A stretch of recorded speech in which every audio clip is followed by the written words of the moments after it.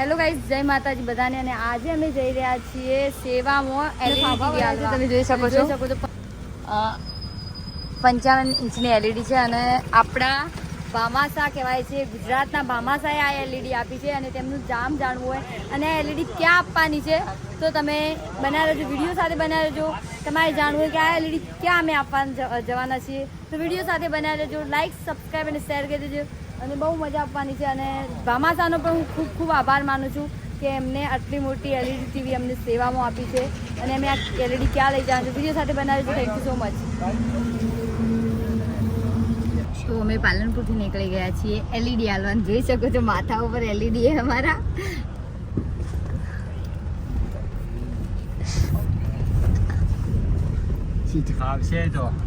અને આ એલઈડી અમારે હજી સુધી 50 કિલોમીટર માથા પર રાખવી પડશે, પછી અમે જશું લોકેશન ઉપર. તો આ ક્યાં આપવાની છે જુઓ તો બન્યા રહેજો વિડીયો સાથે.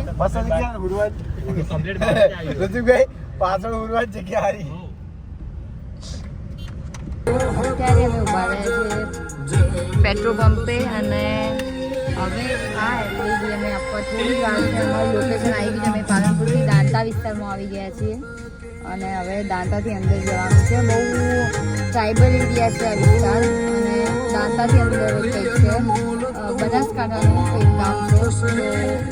તો વિડીયો સાથે બનાવીશું કેમ આ એલઈડી આપવી પડી સેવામાં અને શું જરૂર હતી, ક્યાં જવું છે વિડીયોમાં જણાવીશ. તો વિડીયો સાથે બનાવીશું. Thank you so much.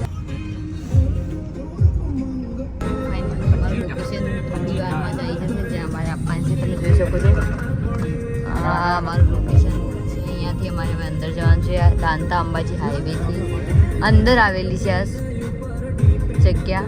જોઈ શકો છો આ અહીંયાથી અમારે જવાનું છે. અહીંયાથી અમારું લોકેશન છે, અહીંયા આપવાની છે અમારે આ એલઈડી ટીવી સેવામાં. બહુ ટ્રાઇબલ એરિયા છે. શકો છો અહીંયાથી જવાનું છે એલઈડી આપવા. રસ્તો બહુ ડેન્જ છે, આનાથી અંદર જવાનું છે. બહુ જ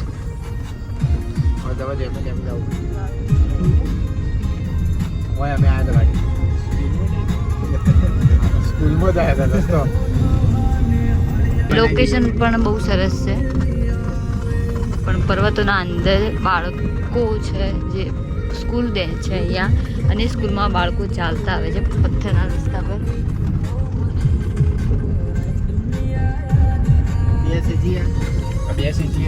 તો જોઈ શકો છો તમે રસ્તો આ બહુ ડેન્જર રસ્તો છે. કંઈક બાવળિયાના અંદરથી એક ચાલીને જવાનું હોય છે. બાળકો રોજ આ પરિસ્થિતિથી વાકેફ હોય છે. અહીંયા પર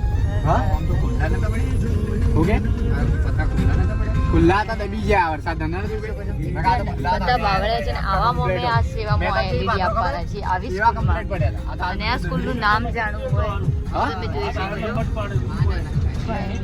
બહુ ડેન્જર આ રસ્તો તો ઉતરવું પડશે અને ઉતરીને તમે જુઓ છો આ આખું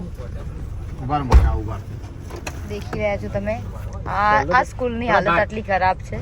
દંડો હતો અંદર, દંડો બરાબર.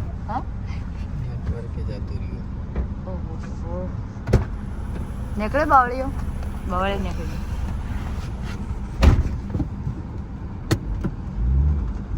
તો જોઈ શકો છો 2 માણસો ઊભા રહ્યા ત્યારે આટલું આ રસ્તો બહુ ડેન્જર હે.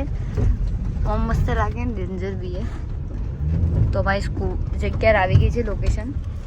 ફાઇનલી અમારું લોકેશન આવી ગયું છે. આ જોઈ શકો છો હરિવાવ જાંબાફળી પ્રાથમિક શાળા અને અહીંયા આપવાની છે આ એલઈડી. તો તમે જોજો કેમ આપવાની હતી, શું કારણ બન્યું હતું એ હું વિડીયોમાં જણાવીશ. વિડીયો સાથે બનાવી જોઈ શકો છો અમારી એલઈડી 55 ઇંચની છે અને અમારા ગુજરાતના ભામાસાએ એમને આપી છે. એમનું નામ છે મહિપતસિંહ બાપુ, જેમને અનાથ આશ્રમ પણ ચલાવે છે, વૃદ્ધાશ્રમ પણ ચલાવે છે. અને એમ ગુજરાતમાં તો એમની નામના છે, પણ આખા ઇન્ડિયામાં અને ઇન્ડિયા બહાર પણ એમની નામના છે. અને ગુજરાતના દાનવી ભામાસા પણ એમને કહેવામાં આવે છે. એમને આપી છે આ એલઈડીને. શું કારણ બન્યું તમને કેમ આપી પૂરું વિડીયો જોવો તો અત્યારે બનાવી લેજો વિડીયો સાથે.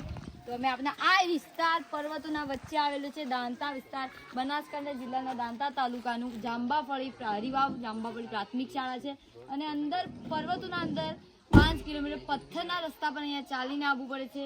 તો બહુ આ રસ્તો બનાવવામાં પણ મારી માંગ છે કે આ રસ્તો તમે બનાવો, બહુ ડેન્જર છે. અમારી ગાડીને આવવા માટે તકલીફ પડતી હોય તો બાળકોને તો ચાલીને આવવું પડે છે, શિક્ષકોને ચાલીને આવવું પડે છે.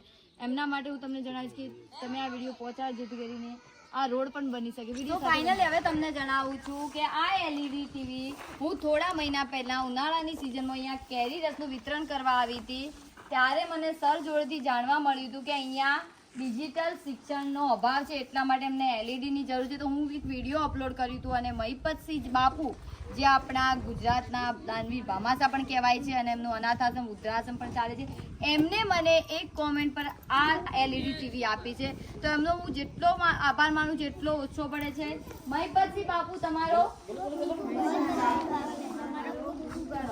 હા, તો તમે જોઈ શકો છો આ જ LED ટીવી અમે આપી છે જાંબાપર હરિવાવ જાંબાપર પ્રાથમિક શાળા જે આવેલ છે બનાસકાંઠાના દાંતા તાલુકાના અંદર પર્વતોના અંદર 5 કિલોમીટર પથ્થરના રસ્તા પર ચાલીને આવવું પડે છે. તો બાપુ તમારો ખૂબ ખૂબ આભાર. જેટલો હું આભાર માનું છું એટલો ઓછો પડે. Thank you. બ્લોગ ગમ્યો તો લાઈક, સબસ્ક્રાઈબ અને શેર કરી દેજો અને આવા સેવાના કાર્યો તમે પણ કરતા રહેજો. Thank you so much.